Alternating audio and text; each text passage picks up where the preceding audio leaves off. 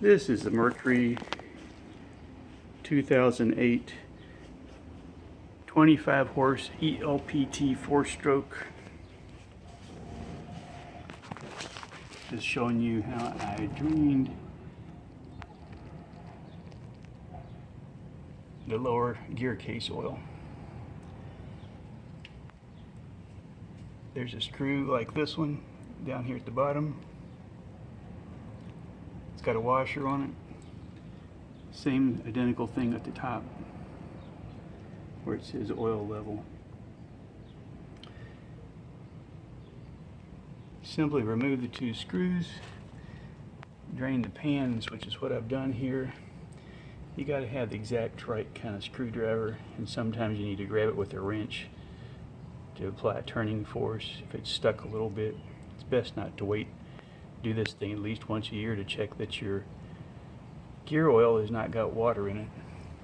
Ours didn't, even though it kind of looks like it. The dark stuff in the pan is what came out of the gearbox here. Use nothing but real Mercury 90 weight gear lube. Save yourself some headaches. And I'm going to put a picture in. You want to change and put this brand new blue washer on it every year, so that every time you change it, so it comes out right. No sense in having water get in your lower gearbox just because of an old tore up washer like this one. It's all basically pretty easy. Since this take a high volume, you'll need to use a little pump like this, and this little metal piece on the end is the adapter to match the screw threads. It's hooked to this pump, and the pump goes down inside the bottle like that. You remove this hose from the pump when you spin the threads into this fitting down here, because it's going to go in just like that, and you'll pump the oil until it comes out the upper drain hole.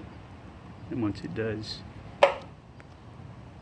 then you'll know that you've filled it all the way up to the proper level, and you put the other screw in. If you need to top it off, you can do so using this smaller squeeze tube, which has a nozzle on this end under my thumb to go right in those upper hole, so you can top it off if you need to without buying or dealing with an entire large jug. But this will not fill up this motor. You have to use the quart containers to fill it up primarily.